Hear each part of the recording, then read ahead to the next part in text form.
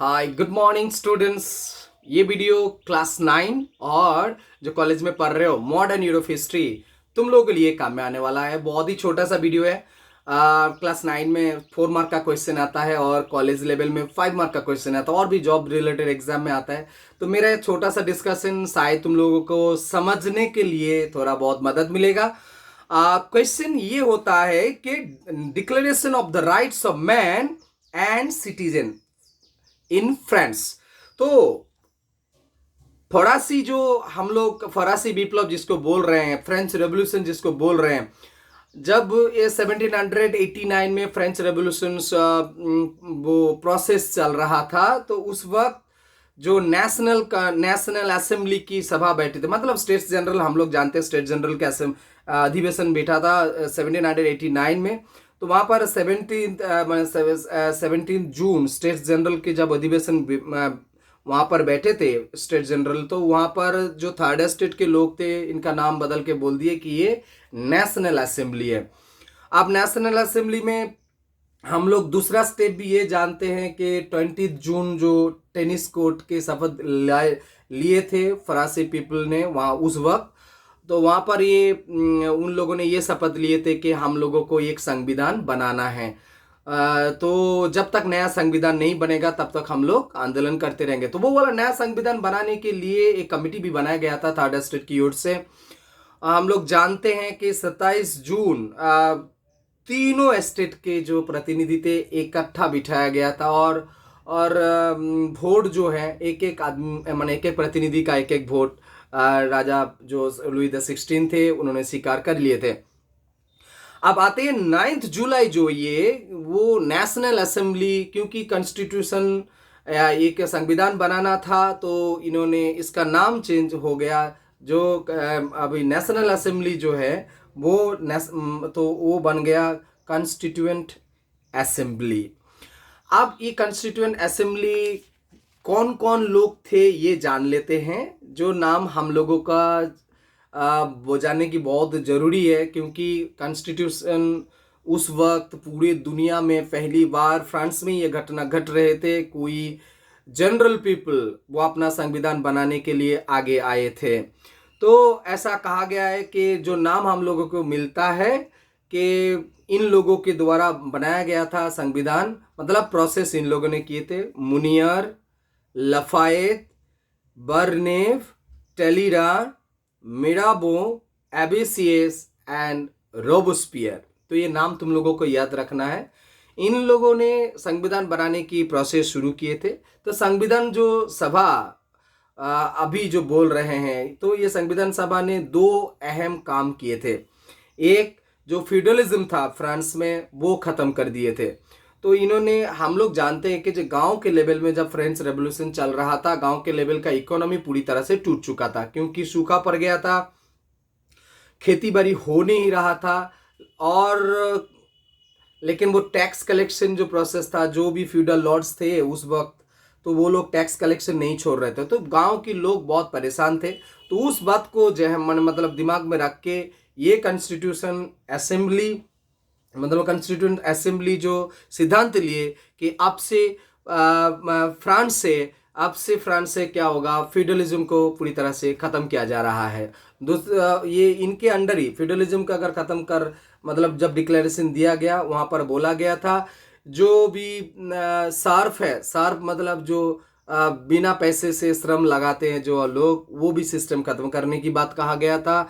और स्कर्वी जिसको हम बोलते हैं, जो टैक्स लगता था वो भी खत्म किया गया था, और जो रिलीजियस टैक्स लगता था उसको भी खत्म किया गया था। तो मतलब ये है कि सामंततांत्रिक मतलब फ्यूडल लॉर्ड से जुड़ा हुआ जितने भी टैक्स था वो खत्म किया गया था। दूसरा स्टेप्स जो लिया गया था वो है ये declaration of the rights of man and citizen. ये वाला आंसर तुम लोगों को एग्जाम में आता है। इसमें क्या बोला गया, ये डिक्लेरेशन कब आया, ये तुम लोगों का शॉर्ट क्वेश्चन आता है, तो ये तुम लोग नोट कर सकते हो। 1789 26 अगस्त, ए डिक्लेरेशन कॉन्स्टिट्यूएंट असेंबली इन्होंने डिक्लेयर किया कि आने वाले दिनों में फ्रांस में जो संविधान बनाया जा रहा है उनमें नागरिक अधिकार के बारे में क्या क्या विषय रहेगा।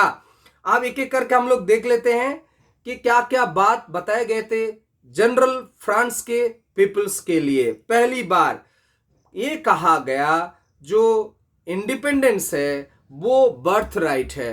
हर फरासी जनगण का जो इंडिपेंडेंस है, फ्रीडम, वो जन्मजात उनका अधिकार है, वो उनको मिलना चाहिए। मतलब जो बर्थ राइट है, freedom is the birth right.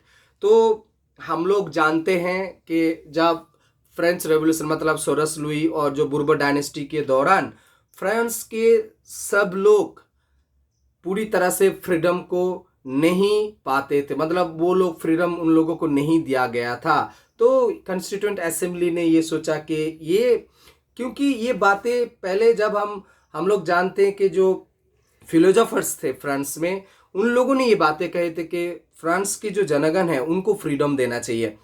तो बस वही वाला बातें यहाँ पर इंक्लूड किया गया कि freedom is the birth right.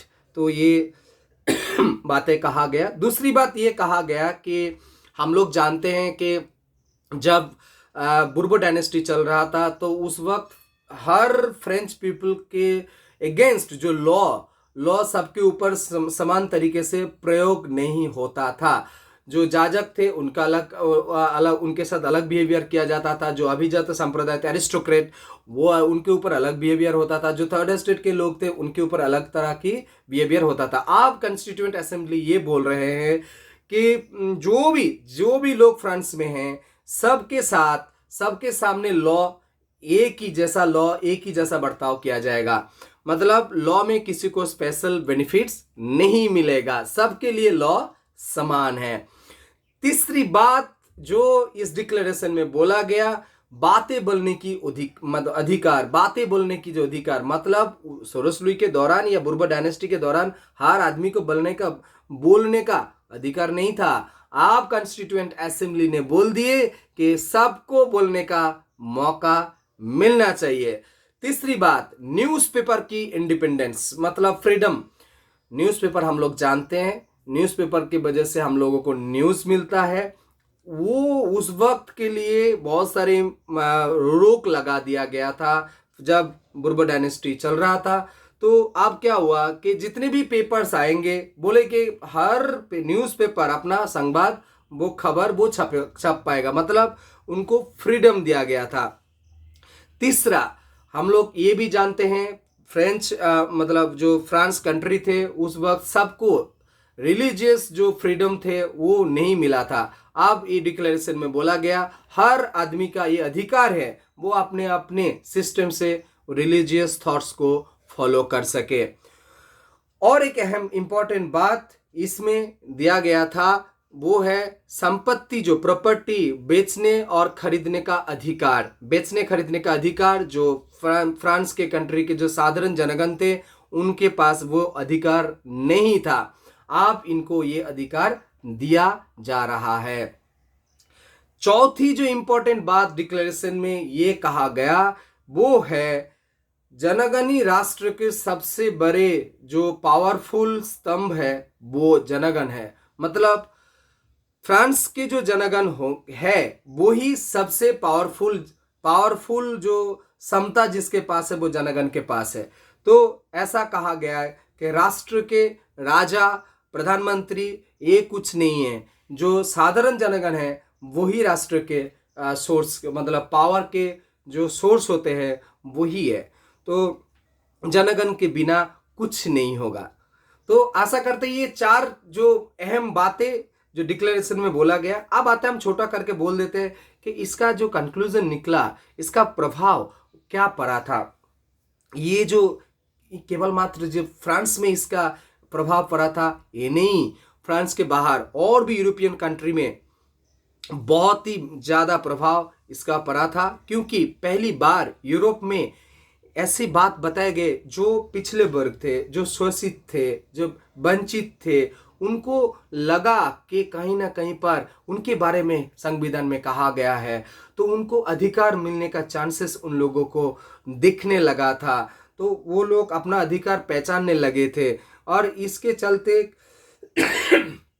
पूरे यूरोप में जैसे मान लो कि आशा के किरण जगने लगा था।